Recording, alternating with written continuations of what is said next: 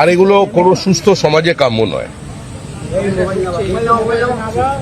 এই নির্বাচনের ফলাফল প্রমাণ করে দিয়েছে ঔদ্ধত্য এবং একদলীয় একচেটিয়া একাধিপত্যবাদ দীর্ঘদিন চলতে পারে না।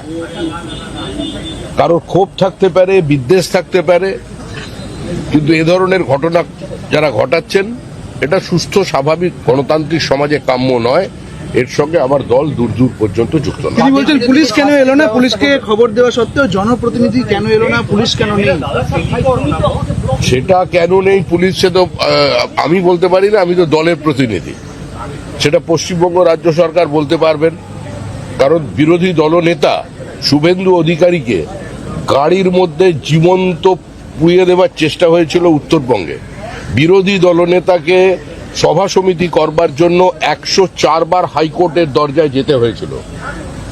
যা অত্যাচার তৃণমূল কংগ্রেস করেছে আমাদের কর্মীদের সঙ্গে, আমাদের মহিলাদের সঙ্গে, আমরা সংযত আছে ছিলাম বলেই আজকে তৃণমূল কংগ্রেস অক্ষত আছে।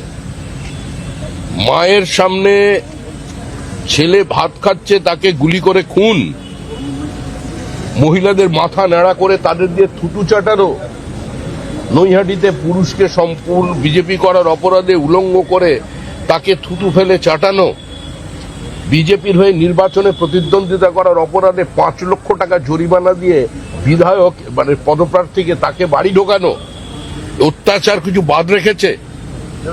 সন্তোষ ট্রফি খেলা একজন ফুটবলার বাগবাজার অঞ্চলে থাকেন, সুইগির জিনিসপত্র সাপ্লাই করে নিজের জীবন ধারণ করে, বিজেপির বুথে বসেছিল, মা অন্যের বাড়ির গৃহ পরিচারিকা, বাবা প্যারালিসিস, একজন প্রতিভাবান ফুটবলার, তার নখগুলোকে সারাশিদি উপড়ে নেওয়া হয়েছিল। যান দেখে আসুন, সেগুলো কভার করুন। তারপরে যে তৃণমূল কংগ্রেসের এই বিধায়ক আর মন্ত্রীগুলো অক্ষত আছে না, এটাই হচ্ছে বিজেপির কারণে আছে।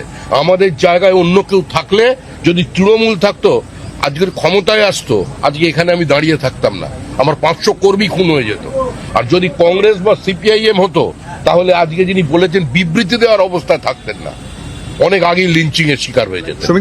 যে অত্যাচার দক্ষিণ 24 পরগনায় হয়েছে, 3টে সভাপতির গাড়ি ভাঙা হয়েছে,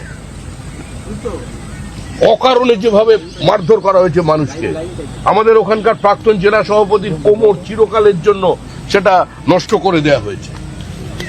রূপা গাঙ্গুলি আমাদের দলের তখন মহিলা শাখার সভানেত্রী ছিলেন, কি করা হয়েছিল রূপা গাঙ্গুলির সঙ্গে দক্ষিণ 24 পরগনায়? ডায়মন্ড মডেল প্রচার করতে এলেন না কেন? ফলতায় যে নির্বাচন হলো, প্রচার নেই কেন? কোথায় ডিজে, কোথায় রবীন্দ্রসঙ্গীত? এসব আর রাজনীতিতে চলবে না। শান্ত থাকুন, ভদ্রভাবে প্রত্যেক রাজনৈতিক দলের কর্মীরা আচরণ করুন, হিংসা বর্জন করুন। পশ্চিমবঙ্গের রাজনীতিকে এই হিংসামুক্ত করবার জন্য মানুষ রায় দিয়েছেন। মানুষের আবেগকে, মানুষের ইচ্ছাকে মর্যাদা দিয়ে সবাই এ ধরনের কাজকর্ম থেকে বিরত থাকুন।